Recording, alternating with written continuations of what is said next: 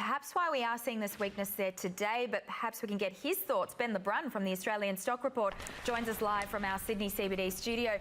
Ben, good to have you with us today. As I mentioned there, it seems like we've managed to hold above that key support level at 6,100. We're now at about 6,117, but it's still a pretty negative day there. Now in our 7th day of losses. What are you putting this negative sentiment down to? I didn't realise it was our 7th day of straight losses there, Leanne. I mean, history starts to suggest, even on the way up, all the way down, when you get to 7-8 days in a row, history starts to suggest you're going to have a circuit breaker there at some stage. Very rarely do you get to double digits all in the one direction. So I don't know if that's sort of some sort of reason to maybe be a little bit more optimistic than perhaps what the market's suggesting at this stage. Of course, emerging markets getting crunched. We've got the tariff situation in the US where you know, quite often we follow those US futures quite closely, especially on a Friday. Now they seem to be in a little bit of recovery mode at the moment. Just trending back towards par.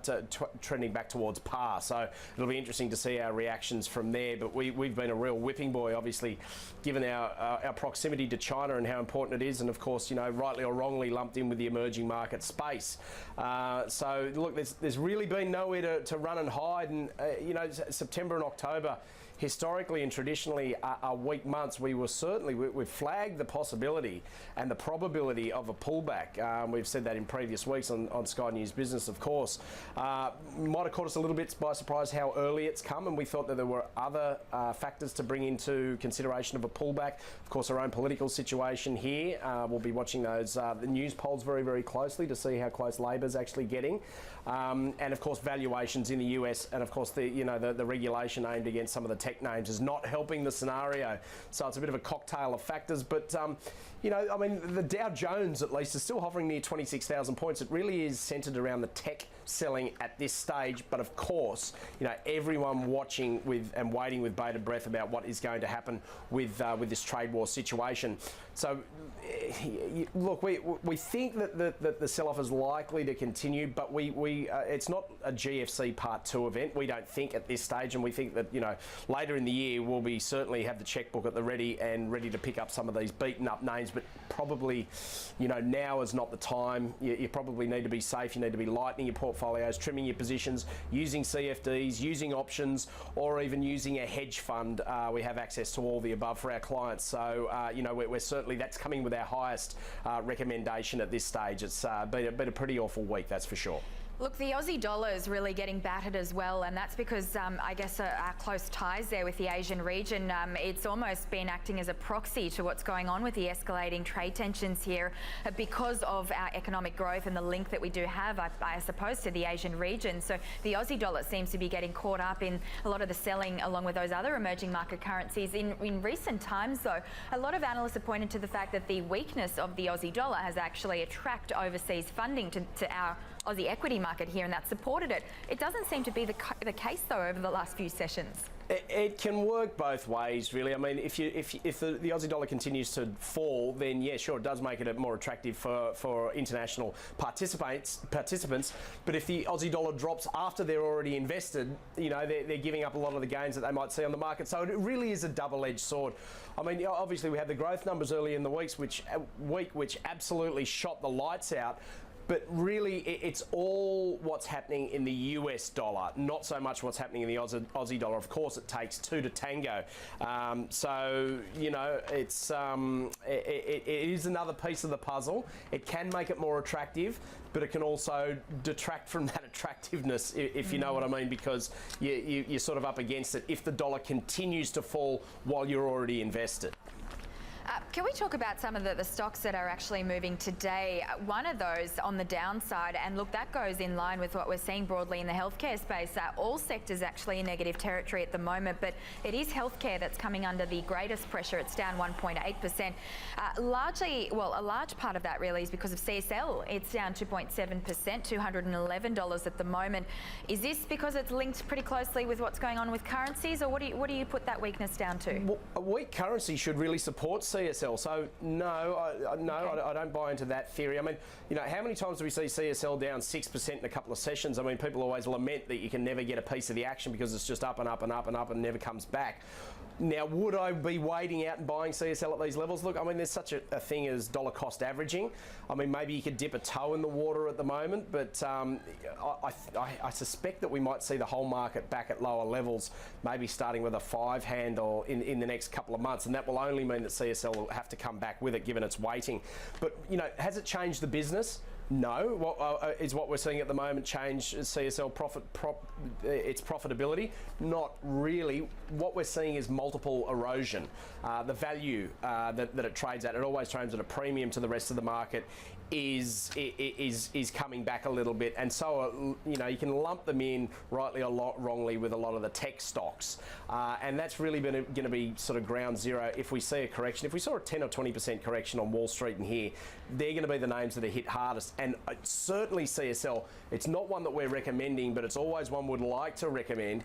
If it came back to a suitable price and a price to earnings ratio that we're comfortable with, it wouldn't surprise me to see us you know, rate that as a buy at some stage in the not too distant future. But in terms of healthcare names, certainly Nanosonics is one that we continue to like, and a real turnaround story. Main Pharma is another one that we continue to like, albeit, you know, they're all coming back to the pack a little bit this week. Look, maybe we can actually take a deep dive into what is moving the market there today. We mentioned the healthcare stocks and obviously CSL getting caught up in that. But if we have a look at the best performing stocks today, you have Sigma Healthcare, which is right at the top there at 5.6%. Domino's, the second best performer, up about 4.5%. You then have a couple of the lithium plays. So you have Pilbara Minerals, Galaxy Resources and Orocobre rounding out the top 5 movers today. And I note that, Ben, in recent days and recent times, we've seen a lot of those lithium plays under pressure. I think there's some things going on in Argentina with taxes being imposed. There's also large expectation about an oversupply, perhaps, of lithium in the market. Are those any stocks that you follow in particular? If not, is there anything in that list there that grabs your attention? Well, I mean, certainly in terms of lithium stocks, there's one that we watch. It's a junior producer that is actually producing at the moment. I mean, that's been pretty much on the same scale in terms of the pullback that we have seen, and maybe a little bit of you know, oversupply at this stage. One called Altura Mining, so we continue to watch that.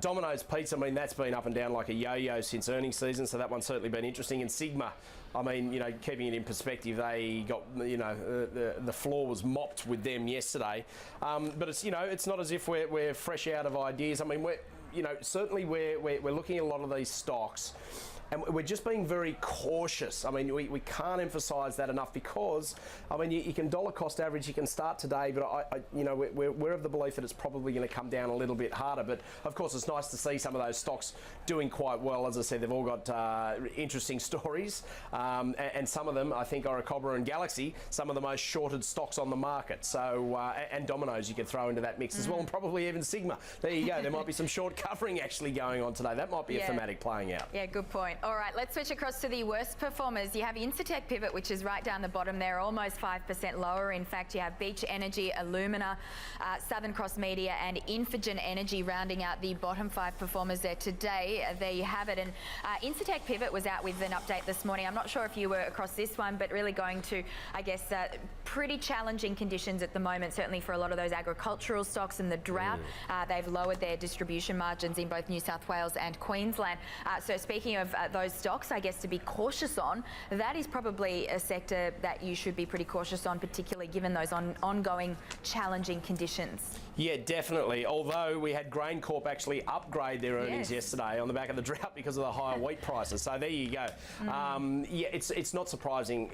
We were quite concerned that Ingham's Chicken might have done that, but they've done quite well just with the high cost of grain going into earnings season. But you're right, Incitec Pivot, not a good day for a downgrade, but I think the market had probably factored that in somewhat. Illumina, I mean, you know, that's something, all commodities, you know, that they're potentially going to be a bit of a whipping boy if these trade tariffs come to pass, and of course the escalating US dollar not helping the story there either. Heard an interesting story about Afterpay. Why is it going down? Why is it under the issue price yesterday? I don't want to sort of cast aspersions or start rumours or anything, but it was just an idea that I heard that that there could be parents with credit cards, sort of the under 18s out there maybe getting access to those credit cards. That's something that Afterpay will not allow, and that might be an issue at the moment. I'm not saying that's 100% the reason why there's a pullback, but there is some murmuring out there that might be a little bit of an issue that Afterpay need to address in their next analyst briefing. So that's interesting to see them down. But of course, all the tech stocks are down. Not surprising to see Appen there as well. So as I said, that's likely to be ground zero for a lot of the targeted selling will be with those high multiple names. So I think that's probably more of a relevant story for Afterpay than the one that I just mentioned. All right, excellent. And just finally, Ben, we've seen S&P Dow Jones indices announcing their September quarterly rebalance of the S&P ASX indices. I think it is due to take effect on the 24th of September. A couple going in, a couple going out. I won't go through all of them, but there is one stock in particular that you guys have been watching, and that is Bingo Industries. BIN is the ticker code for that one. It's actually being added into the ASX 200. What's your view on the outlook for this stock? Yeah, we love Bingo. We're looking for some further price weakness. I mean, if anyone owns the shares and they can get a piece of the action in terms of the capital raising that they're doing now, I think it was at $2.60. I might be a little bit off there. Go for that with your ears pinned back is what we're saying to our clients at the moment. This is a game changer because of the acquisition they made of Dialer Dump. We think that is a company maker. Accretion in terms of earnings per share upwards of 10%, the synergies and the cost outs towards 15%, and just gives them scale and a whole lot of reason to actually like the stock. And we think that there's going to be some institutional inflows into Bingo in the foreseeable future. Again, I hate to keep harping on it, but probably, as it stands right now with so much concern about the market, maybe now is not the time to go in up to your neck. But again, dollar cost averaging, it can be a smart way to go about your affairs and business. So, but watch out when the bounce comes, and we think it'll come later in the year. We think Bingo will be certainly top of our shopping list, that's for sure.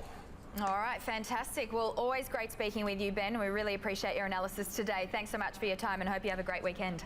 You too. Thanks, Leanne. That was Ben Brun joining us there from the Australian Stock Report.